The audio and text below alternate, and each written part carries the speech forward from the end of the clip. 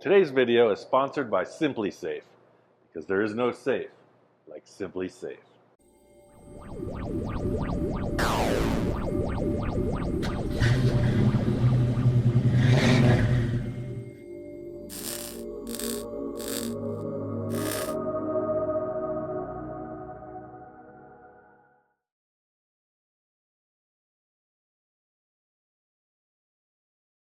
Here we are, the Zephyr's back in the shack. Super stoked. Even though sometimes people say we don't finish everything or anything, we always make progress on everything. But before that, let's talk a little bit about today's sponsor. It's easy to install and activate your Simply Safe system in less than an hour, or choose professional installation and have a pro do it for you. Unlike traditional home security systems, you'll never be locked into a long-term contract so you can cancel anytime. Simply Safe earns your business every day by keeping you safe and satisfied, not locking you in. Simply Safe is comprehensive security for the whole home with advanced sensors and cameras to detect threats from break-ins to fires, floods, and more. It's award-winning home security. It was named among the best home security systems of 2024 by U.S. News and World Report. That's 5 years running. It was even ranked the best customer service of 2024 in home security by Newsweek.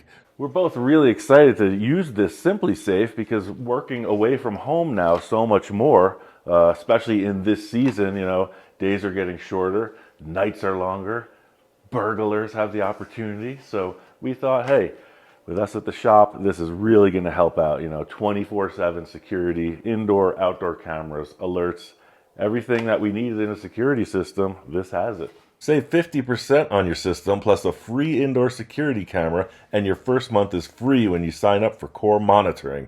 Visit simplysafe.com/full-custom-Ian to customize yours. There's no safe like Simply Safe. She's alive!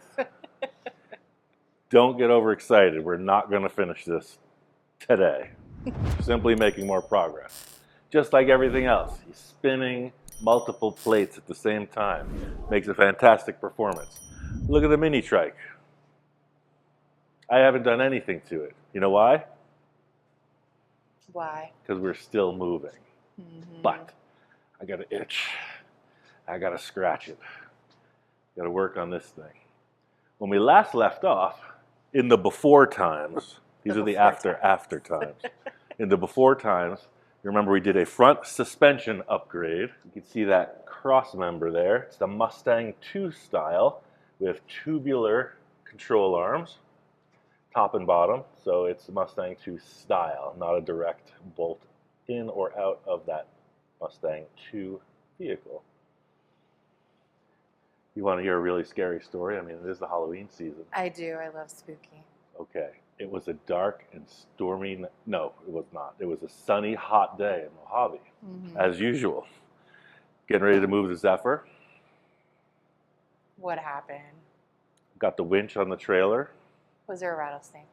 No, even scarier. So I got a strap on the back of the car. Instead of a chain, I got a strap. Just as the tires are getting on the apex of the trailer ramp, there was too much pressure for the strap, and the strap broke. And the Zephyr took its first solo maiden voyage right back into the shop, all by itself. And I was sitting there with the controller going, Her first maiden voyage.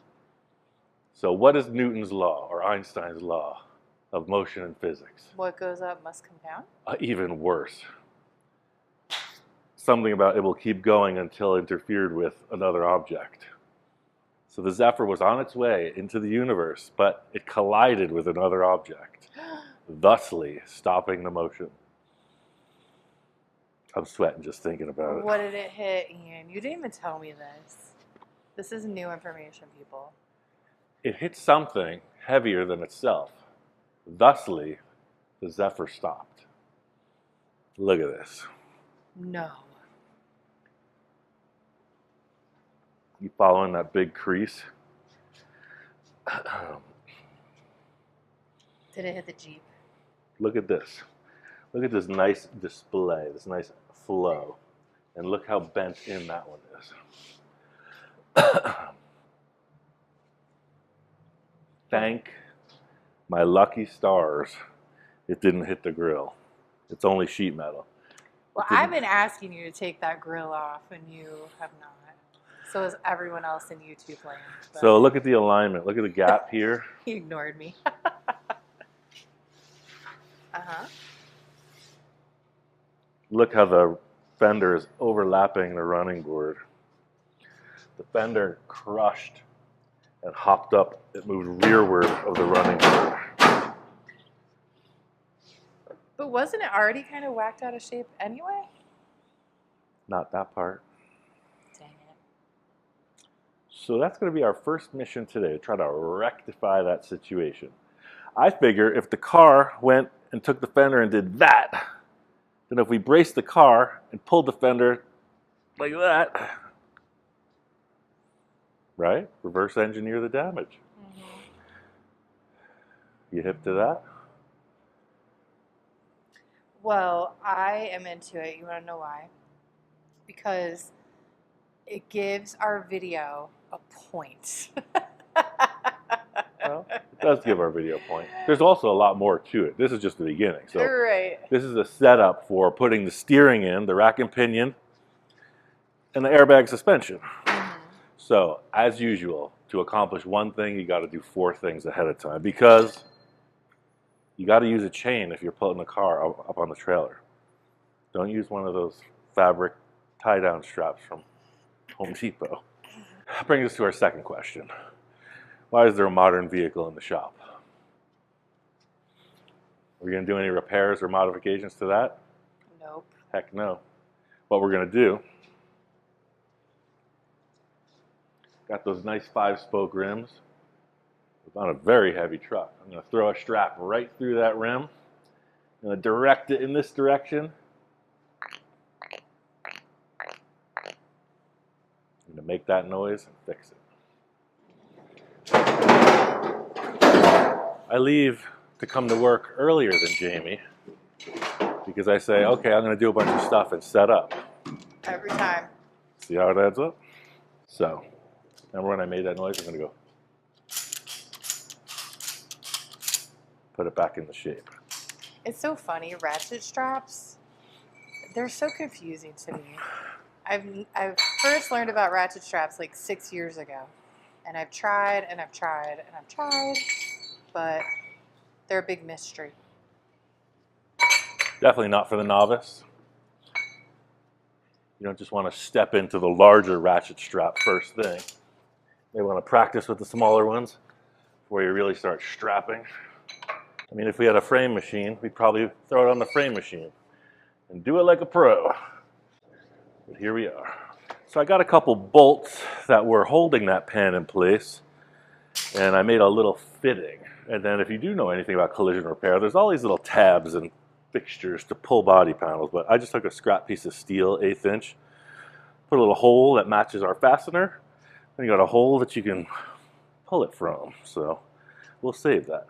That's going to get bolted in here as close to the collision point as possible. See, you got 2 little scrapes right here. That almost looks like the leg of a table, doesn't it? And you got that wall up there. So we're going to try to bolt it in right in that seam. Yank it out.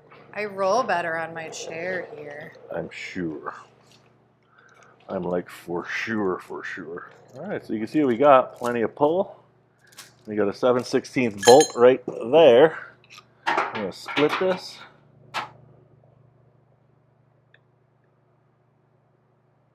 And I've retrieved all my rubber blocks, all my little tricks of the trade. So what we're looking for, I want to close this gap by pulling the sheet metal of the fender forward, and that, where this fender is overlapping that running board, it's going to pop in. It's supposed to be ahead of the running board. So, with any luck, God willing, and the creek don't rise, we might just pull this off.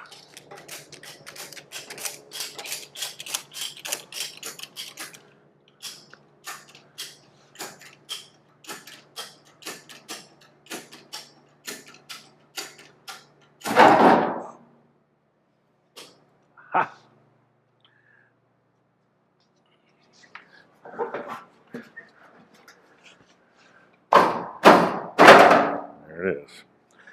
That's what it's supposed to be doing.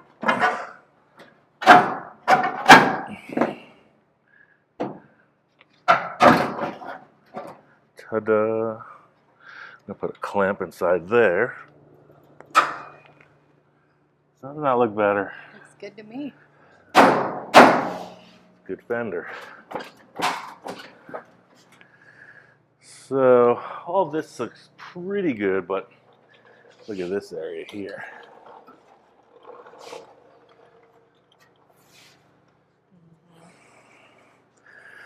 That side looks perfect.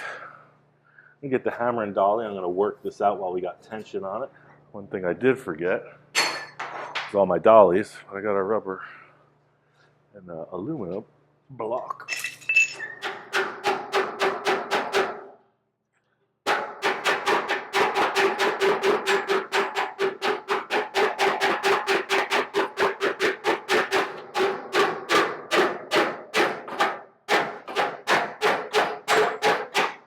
Heard it, right? Mm-hmm.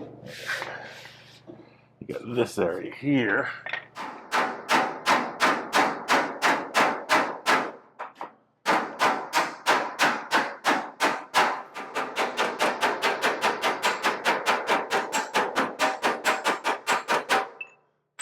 That looks pretty close. It's definitely creased, but I'm gonna have to take that tire off to repair that. And I can't lift the car yet, so I'm gonna change the angle of everything.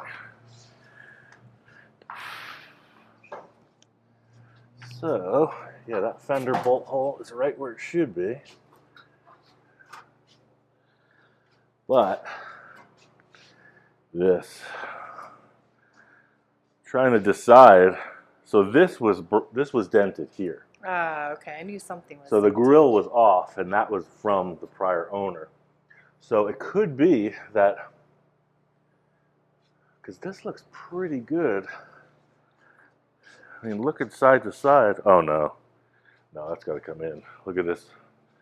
Look at this orientation. Mm-hmm. Yeah, it's more leaning in. Jink, jink.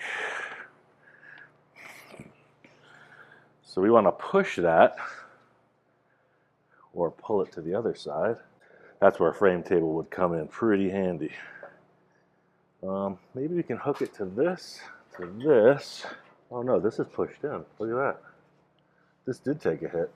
Look at that, it's dented in. It's about half the distance. Yeah, look at that.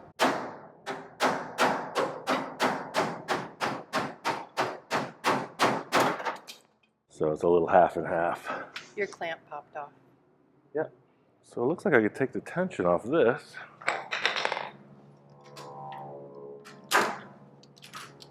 Oh, look, it went right back into shape.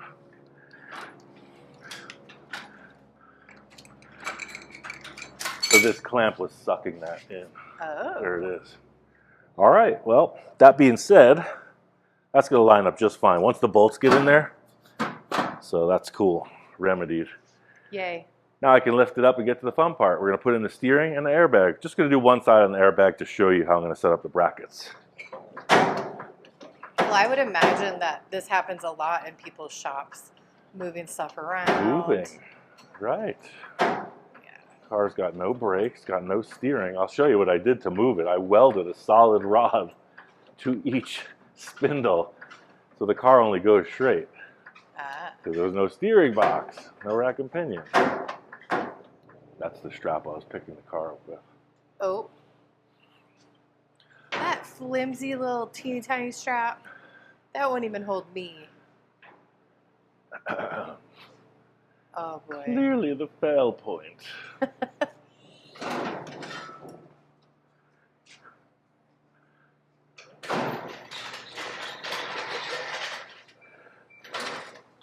Okay, you can see the orientation of what was going on here now a little better. Look at this straight shot. I just welded it right to the chassis so that the tires would stay straight while I moved it. That's not how they go in the end. So let's explore. All right, so it's pretty clear what's going on here now. You can see just for moving, I have these straight struts in here that keep the suspension locked in its position. And then I just tacked the stud, piece of solid rod, so it won't steer. So So now that I got the proper rack and pinion, I'm going to cut this off, both sides, insert the bolts to make it happen. All right, so with that off, now we got some steering potential. And this is the rack and pinion, so pretty much instead of that solid bar welded to the frame, we've got a rod end, adjustable on threads for your steering alignment. And yeah, rack and pinion. Do you know what a rack and pinion is? Now I do. Oh. Maybe. How does it operate? I have no idea. Aha! So. I told you I'm learning along with the rest of them. Check. So. I don't think we've covered this before. I don't think we have either.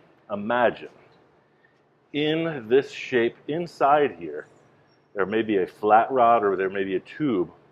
You know how a gear looks with its individual teeth? Uh-huh. Right?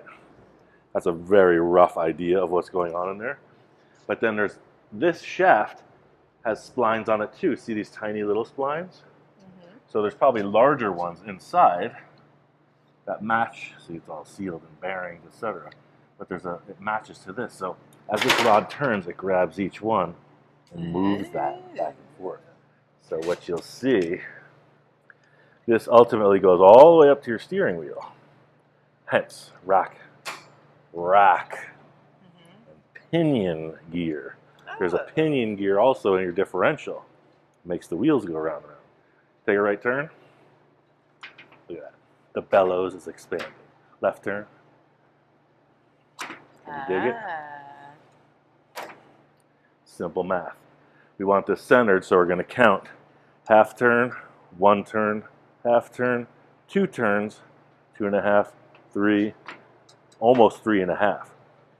So half of 3 is 1.5. Let's just do about 1 1/4, 1 3/8 ish.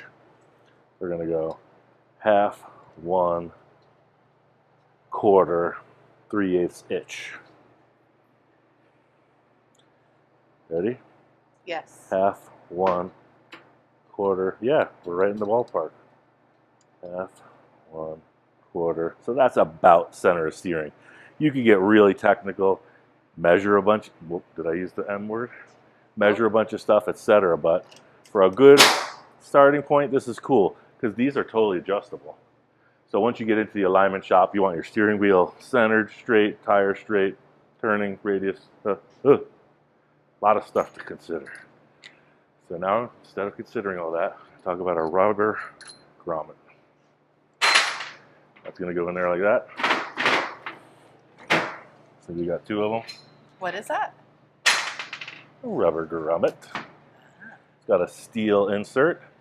And then see how the steel doesn't go all the way to the end? So when you put it in, it crushes. So it holds it as tight as can be without damaging the aluminum. It is enveloped in a rubber smushing. I just invented that. I gotta say, out of all of the projects that we are going to be working on this year, and when I say this year, it's our new year. Anyway, this I'm the most excited about. Besides my Jeep, but you know, we'll get there. But this thing, ooh, I can't wait to see this baby rolling down the street. Well, you know what you'll be able to see? What? Me putting this in the car. You can look right through the fender well now, and I'm going to lay underneath. Okay.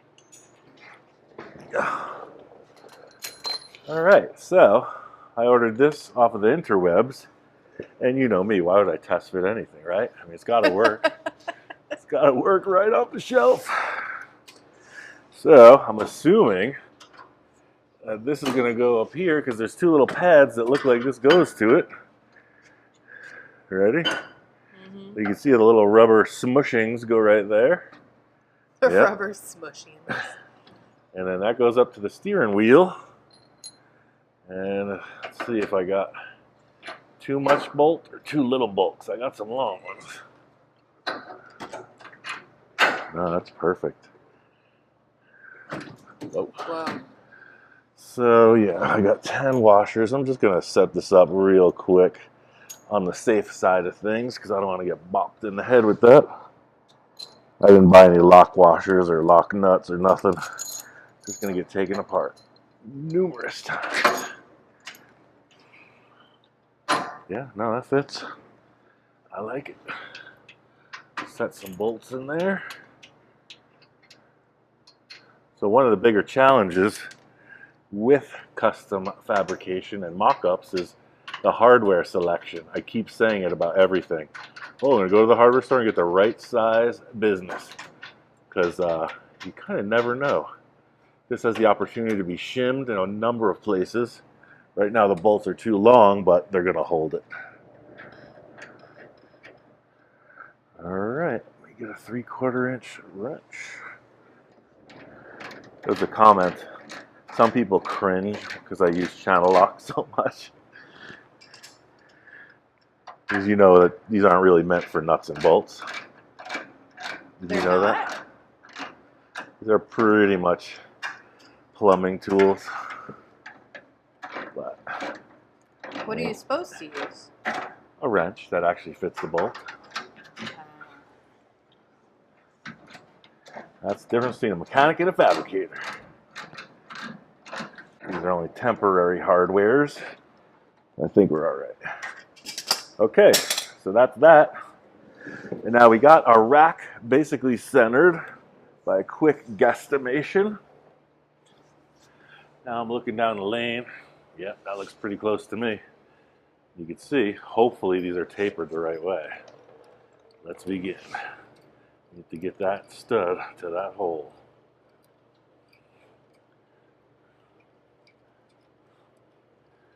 Again, this is the first try.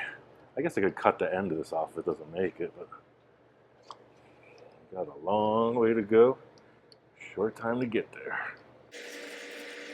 That's good because the shorter this threaded area gets, stronger potentially it is. And there was some odd stuff people commented on, these little shims in here. So I'm going to work all that out in the end. I do agree that looks a little funky. That was what was in the kit. But you can see all the rubber seals are missing. So yeah, look, I'm bottomed out on the threads now. That's it. You ain't going to make it. Ruh-roh. So I'm going to have to cut the end of this off. See, that's going to be steering out there into outer space. Yeah, that doesn't work. I'm going to check the other side.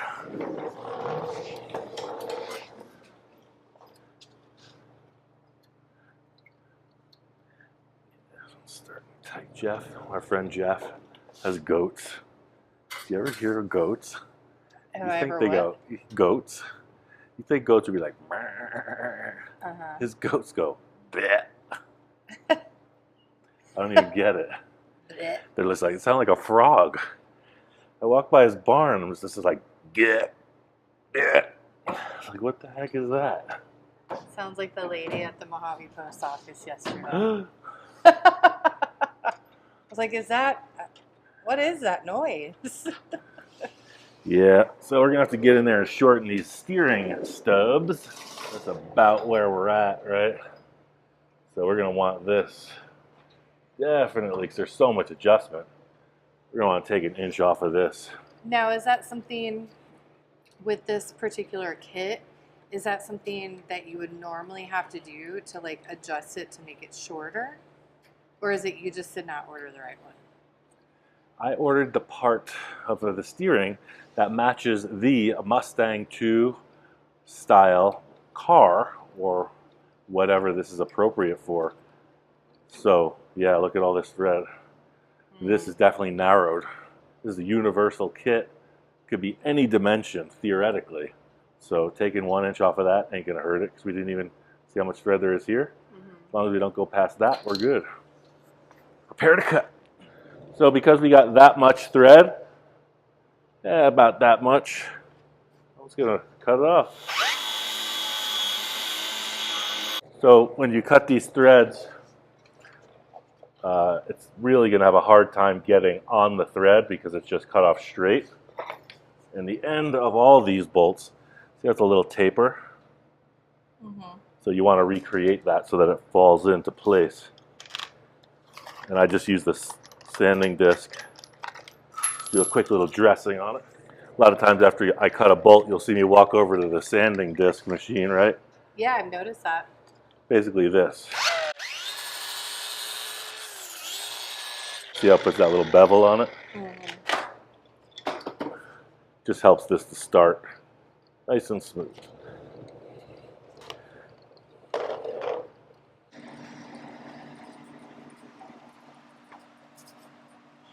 Yeah, that's one thing about kits I didn't know in starting off building cars. Most things aren't just like install. Most things are figured out to make it work. So that's what we're doing. Uh-oh. Got a weird thread. I don't like that. Is that good? Oh, we're there. Look at that. Man, these things are tight. Ball joints are super, super tight. Oh, there it goes. Oh, it's just kind of locked up. Whatever they put in it to ship it. It's probably the dust and the sand from the It's probably the dust and the sand, coupled with the extreme heat, high levels of radiation, general malaise surrounding it. Uh-oh. That was like me putting together the bookcase yesterday. Yep. You know the struggle. So let me just get another little group of people frustrated. We love What are you guys. you doing? What are you doing? It's brand new hardware. He said those are plumbing tools. They're meant to grab a pipe from that big to that big. But why do you use it? Is it just easier so you don't have to figure out like constantly all the different size wrenches? Like how did that come to be in your practice of What building more do you cars? need? It's true. You see my toolkit. Well, like Gene, when he showed me all of his tools that he made, he's like, He had a hammer and a bigger hammer, Yeah. didn't he? and he said, he told me, he said, if there wasn't a tool for it, I just made it. I made the tool. I made the thing. So I see your point, Mr. Roussel. Thank you.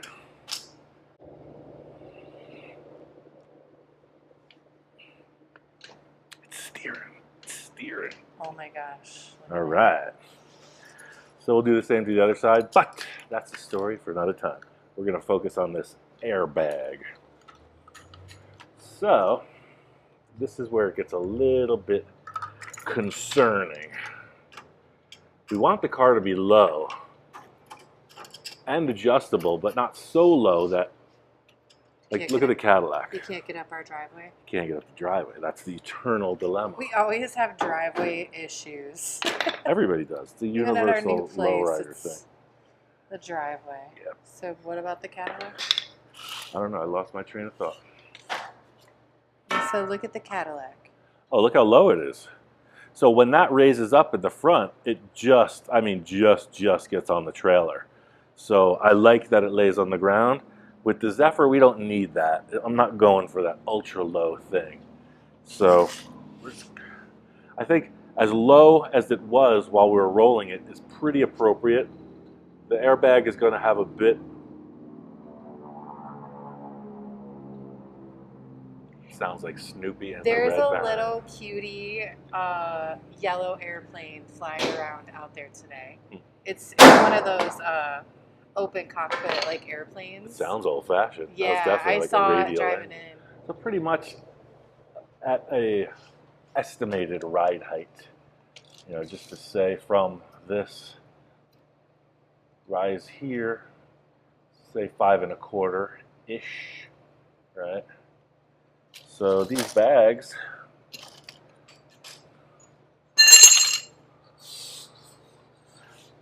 they are, I think there's a lot of discussion on this because the airbag is not necessarily a static ride height. It's potentially adjustable through all of its, you know, there'll be decreased ride potential, but it's drivable in most levels of extension from fully squished. So this is 6 inches without any pressure in it, I bet it grows a little bit more. So like at the 3-inch mark, that's halfway. So this being 5, you know, you can see that that's going to sit in there pretty much no problem. So if it's sitting like that, you know, and that's about 5. Yeah, we're going to want a little bit of a spacer coming off the top of this, and then just a plate here. So I'm going to put a little rubber block to hold this up, take that strut out of there.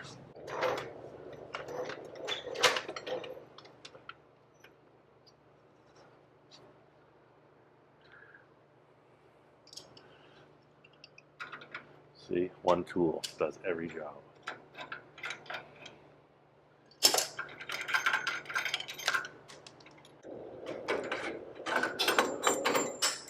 All right, now we're live. Take this out for the moment.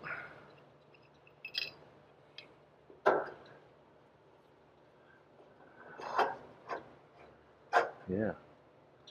So you could see this is going to have to be clearanced here, 'cause when this inflates, that's definitely going to pop, unless we take this down like that. So I could do that, and that would give it plenty of clearance. How we're going to go about that, there is a tube shape up in here that the spring is meant to index on. I don't know if you can see it, but I'm going to measure it. That is 3 1/4. So I'm going to need to get a piece of tube, 3 1/4 ID. I thought we were filming in Mojave today, and when I said I had all the stuff to do what I needed to, my thought was from Mojave I was going to load all the things I needed. So I got to go there and get the piece of metal that I need for this. Well, why don't we continue this tomorrow? That's what I'm saying. We could do whatever we need to, and we'll finish this. This is another 15 minutes. Yeah, we can do it tomorrow. Very close, because I don't have the airline. I don't have the tube. Okay. So this top plate came with the airbags. That holds the bolt pattern in place. But I'm going to need a round tube coming up that will index over both the bottom and the top areas that held the coil spring. So I'm going to head over to the other shop, pick up some tube, and all we have to do now is create a bottom plate and those 2 tubes that will set it in place. So we'll be right back with a piece of tube and some airline to test it out. Hello, hello. We're back. Next day. 24 hours later, little problem solving, little part sourcing. Turn off that fan. Let's see if we notice a change in the audio. We're getting used to the audio in here with these fans, so. Trying to figure it out. So the problem I ran into yesterday was, if you look here, you'll see how the leaf spring, or rather the coil spring, mounts on this shape. So there's a cylinder shape here and under here. So to get the airbags to mount to that, you have to come up with some kind of a cup system. When I measured that, it was about 3 1/4 inch diameter. So I found this old drive shaft back at the shop. It measures about 3 1/8 inside. So what I did was I split it to relax it a little bit. So I did all the math, don't worry. And I already test fit the other side. It's going to work.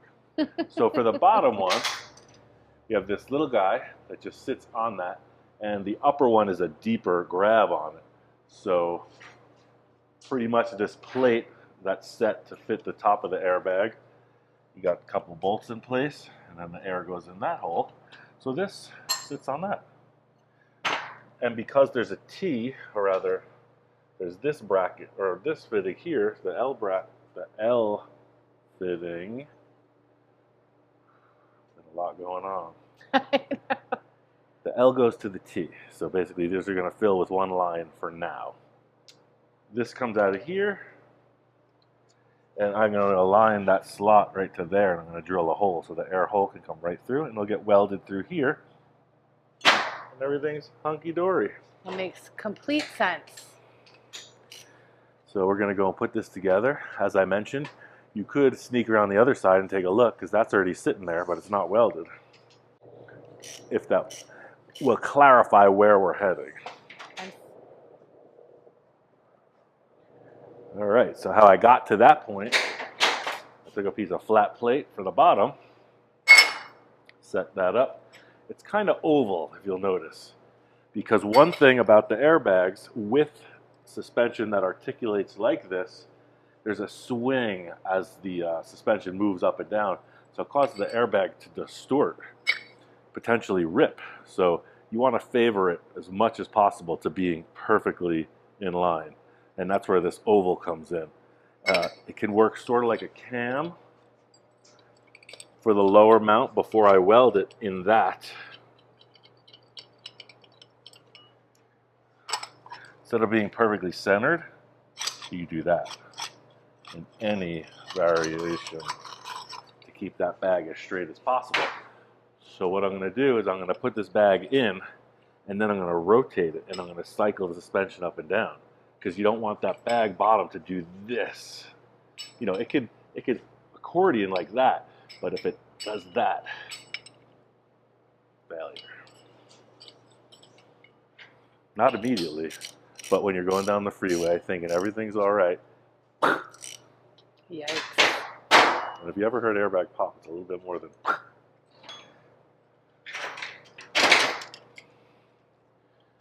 Give me some flashbacks.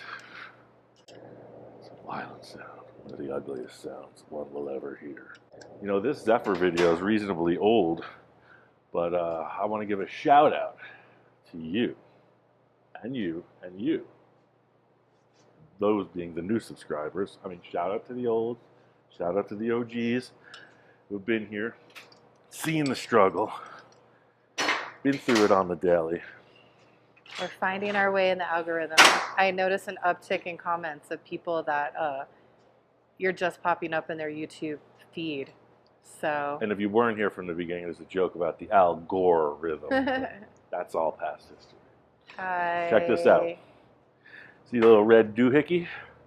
So we're going to put this on. See, that's where the airline's going to pass. We're going to put a little mark right through there. We're going to drill that to a big old hole. This is the old hole in the doohickey trick. Works every time. All right, we're making that a little bit extra big because that is your airline. You don't want that to potentially rotate, pop it, lose the air pressure, all that drama. All right. So because this is smaller than the actual perch it needs to go on, I came up with this little trick. There's the trick. So I'm just going to stick that in there. I'm going to twist it, so you're going to open that right up. It's going to slide over that part. First, remove all the metal shavings that way. So see, that is fouling right on it. When I stretch it, bada bing, it goes right up. Grabs it nice.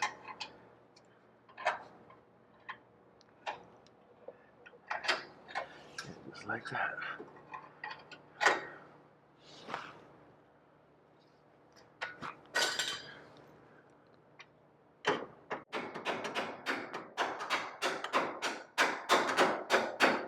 Just going to bring that airline around so that it's pointing this way. This is going to go in here. Compress it.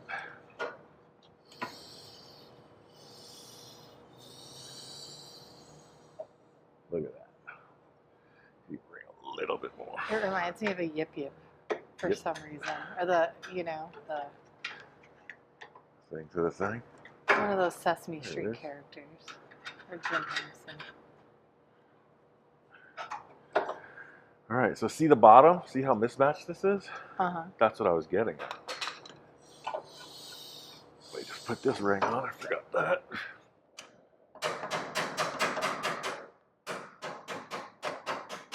I'll probably end up welding this one in because we can just take this one off and unbolt there. So that's the plan for that bottom one. But what I'm going to do is recompress this. Set it in place. Now I'm going to jack up the suspension.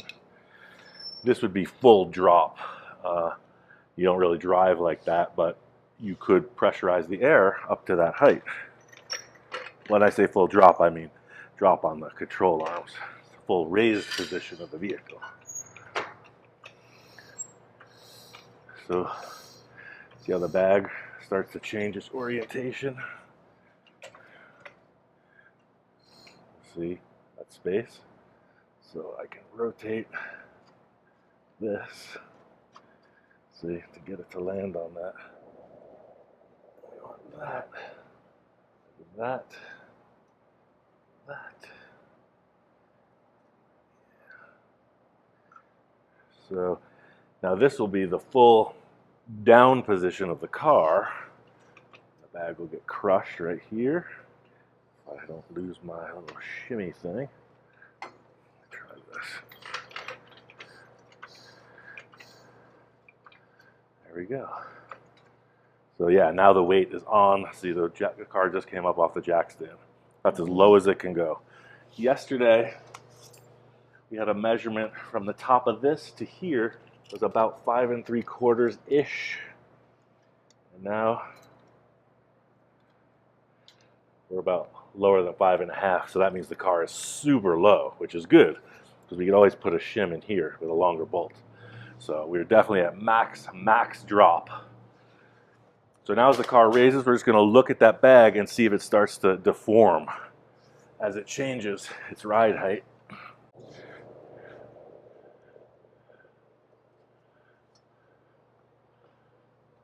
See how it's starting to accordion? And that's kind of something we can't get away from because of the way, see, this is as close as it can get. So we're going to have to live with that accordion action. If you look at the back of some cement trucks, you'll see they do exactly that with the accessory wheels. I mean, these things turn like a noodle. So the important thing is it's not doing this or that. It's just kind of coming around. And at full drop, it's nowhere near cutting anything. So that's important too. So with that being said, I'm going to tack this. You don't want to weld around your airbags. Make a point of that. One little pellet of weld spatter is going to go right through that bag and ruin it. So I'm going to just put my glove over this, tack a few times, and then test it. Then disassemble it and weld it fully. Do one little adjustment on this bag. Bring this this way. That way that comes out nice and true. That's going to go right there.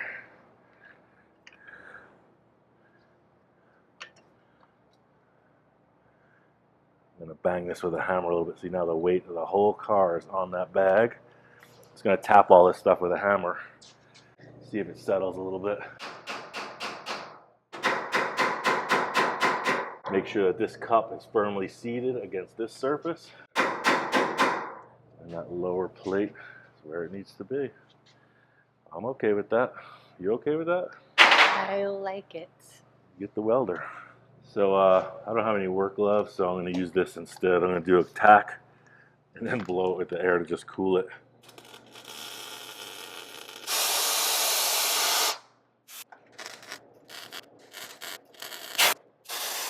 So that was just paint burning off on the bottom.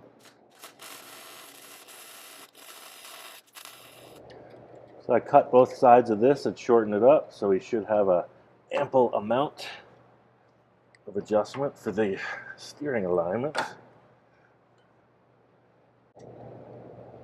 we're a little bit ways off from that.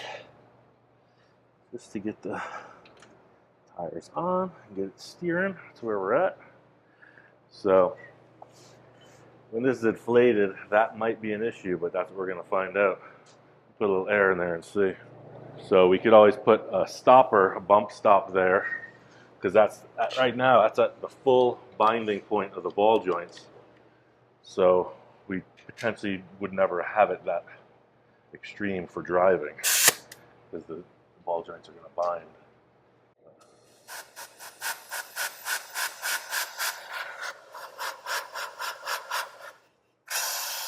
Yeah. So we're going to have to put a stop on that, and that's as simple as a bracket right here with an adjustable bolt. So you can just tailor that so it never hits. Let's put the tire on, drop it on the ground, see what we got. So see, these are pretty quick connect air lines. They just push right in. It's like a little Chinese finger trap in there. You can push it in, but you can't pull it out. That's how they work. Oops. Great, I just broke it. Maybe when I put air, it'll lock it up. There it is. Yeah, so to release it, you just push in, and then it comes out. There we are. Same to the other side. So, moment of truth. So we're not looking for that hopper kind of vehicle, you know, we're not going front, back, side to side. It's simply an air ride suspension. So I use the really small airlines. No fast valves, just level or low. So it's not going to get up like some of the other ones. It's a more mature take on touring. Well, right now it's on the floor jack, so I'll just lift it up. If you hear that large popping noise I described, that will mean a failure. Uh-oh. I don't think it's going to fail. That's my 2 cents, and I'm sticking to it. You pull that jack out.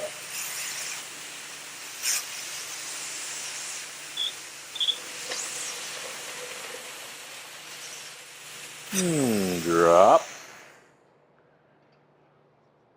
Yeah, so look at it from here. It's kind of what I was hoping. Yeah, I like when that bottom of the car kind of lands with the rim. Doesn't need to go any lower, in my opinion.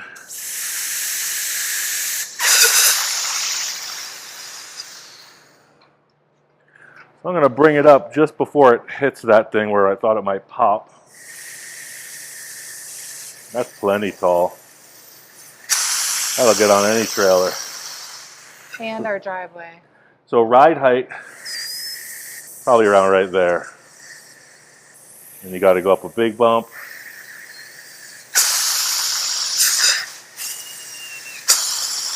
Works perfect.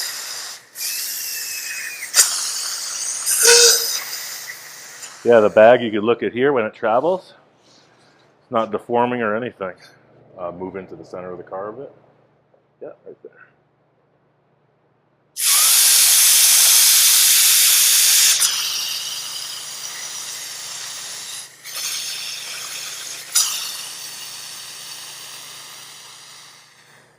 Gonna work. Sound of success. Join us next time, won't you?